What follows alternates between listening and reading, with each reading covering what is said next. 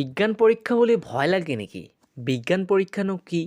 বিজ্ঞান পৰীক্ষাই আমাক সঁচাকৈয়ে অজ্ঞান কৰিব পাৰেনে? তোমালোক বেছি দেৰি নকৰি ভিডিঅ'টো আৰম্ভ কৰি আছোঁ। প্ৰথমতে মই তোমালোকক এটা কথা কৈ দিওঁ, পৰীক্ষাৰ আগত কোনো ধৰণৰ নেগেটিভ চিন্তা মাথাত সোমোৱাৰ প্ৰয়োজন নাই। কাৰণ বিজ্ঞানে কেতিয়াও অজ্ঞান কৰিব নোৱাৰে। এতিয়া ধৰা সেই কামটো তোমালোকে কৰাই নাই, সেই কামটোত যদি তোমালোকে যে গৈ যোগদান কৰা, সেই কামটোৱে কিন্তু তোমাক অজ্ঞান কৰিব। গতিকে আমালোক ক'ব নোৱাৰিম যে সেই কামটোৱে সকলো মানুহক অজ্ঞান কৰিব। ঠিক আছে? তেনেকুৱাই কথা, যদি তোমালোকে বিজ্ঞান নপঢ়াৰ ফলত কিন্তু অজ্ঞান হ'বাই। কাৰণ সেইটো পঢ়াই নাই, সেইটো নাজানা, তেন্তে কি হ'ব? অজ্ঞানেই হ'বা। এতিয়া আন এটা কথা কৈ দিওঁ, টপাৰ এজনক সুধিবা যে বিজ্ঞান পৰীক্ষা কেনেকুৱা? তেওঁ কি ক'ব? একেবাৰে পানীৰ নিচিনা ঝৰঝৰকৈ মই সকলোবোৰ লিখি দিছোঁ। আৰু এভাৰেজ ষ্টুডেণ্টজনক সুধিবা, তেওঁ কি ক'ব? পৃথিৱীত যদি কোনোবা এটা টান কাম থাকে আৰু টান পৰীক্ষা থাকে, সেইটো হ'ব বিজ্ঞান পৰীক্ষা। ঠিক আছে?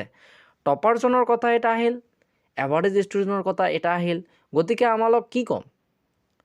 অজ্ঞান ক'ম নে একেবাৰে পানীৰ নিচিনা ক'ম? সেইটো আমালোক কোনেও ক'ব নোৱাৰে যে বিজ্ঞানে অজ্ঞান আমাক কৰে, আমালোক ক'ব নোৱাৰিম। কাৰণ আমালোক যদি পঢ়োঁ, তেন্তে বিজ্ঞানে আমাক অজ্ঞান কৰিব নোৱাৰে। কাৰণ সেইটো মই জানো, সেইটো মই জানাৰ ফলত লিখি দিম। যদি নাজানো তেন্তে মই লিখিব নোৱাৰিম। সেইকাৰণে মই তোমালোকক আকৌ ভালকৈ কৈ আছোঁ, যদি বিজ্ঞানত অজ্ঞান হোৱাৰ প্ৰয়োজন নাই, এতিয়াও সময় আছে, ভালকৈ পঢ়া, ভালকৈ পঢ়ি পৰীক্ষা দিয়া। Best of the luck. তোমালোকৰ পৰীক্ষাটো যাতে বহুত ভালেই হয়।